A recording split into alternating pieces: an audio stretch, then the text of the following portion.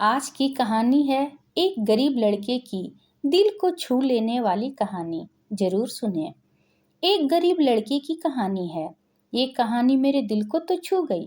अगर आप भी इस कहानी को पूरे मन से पढ़ोगे तो सच में आपकी आंखों में पानी आ जाएगा।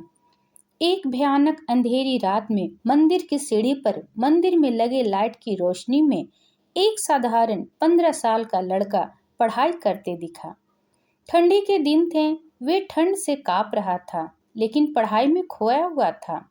हफ्ते में 2 दिन मैं उस रास्ते से होकर गुजरता था। दिन में कभी वो नजर नहीं आता। मुझे काफी जिज्ञासा होती थी उसके बारे में जानने की।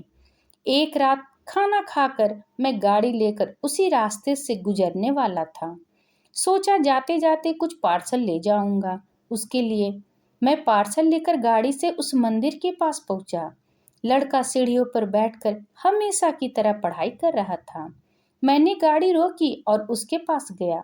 मेरी तरफ जब उसने देखा तो वो मुस्कुरा दिया, जैसे वो मुझे पहले से जानता हो। मैंने उससे पूछा, बेटा तुम हमेशा यहीं पर क्यों पढ़ते हो? सर, मेरे घर में बिजली नहीं आती। मेरी माँ बीमार रहती है और तेल डालकर दिया जलाने लायक मेरी परिस्थिति नहीं है। बस इसलिए मैं यहाँ आकर पढ़ता हूँ। तुम मुझे देखकर मुस्कुराए क्यों? मैंने पूछा। क्योंकि आप भगवान हैं। वो बोला, ऐसा नहीं है। मैंने कहा, नहीं, आप भगवान ही हो। वो बोला, चलो वो सब जाने दो, मुझे बताओ क्या तुमने खाना खा लिया? क्योंकि मैं तुम्हारे लिए खाने का पार्सल लाया हूँ। देखा, इसलिए मैं आपको भगवान कह रहा था। आज मुझे बहुत भूख लगी है। सुबह से मैंने कुछ भी नहीं खाया, लेकिन मुझे इस बात की जरा भी चिंता नहीं थी। मैं जानता था वो भगवान जिसने मुझे भूख दी है, वह मुझे भूखा पेट नहीं सुलाएगा। किसी न किसी रूप में आकर मुझे खाना देगा। और आप खाना लेकर आ गए। आप भगवान ही हो ना? मेरे पास कोई शब्द नहीं थे। अनजाने में ही मेरे हाथों पुण्य का काम हो रहा था। हर दिन कर्जे में डूबे होने के कारण ऊपर वाले को उस भगवान को कोसता था।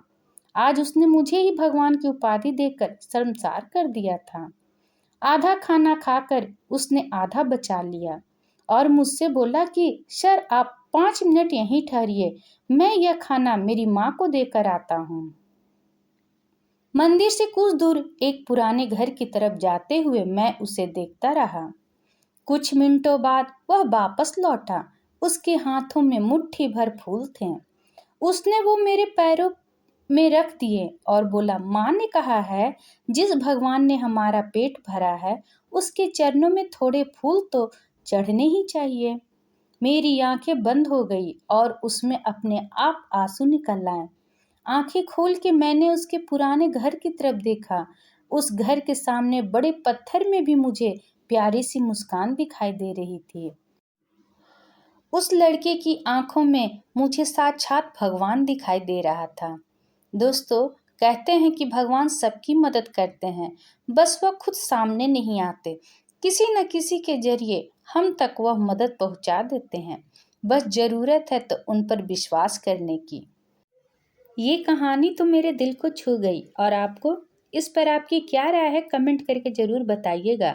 अगर पसंद आया है तो प्लीज़ लाइक एंड सब्सक्राइब करना न भूलें। इसी तरह और भी कहानी सुनने के लिए कृपया बेल आइकन बटन को दबाना नहीं भूलें।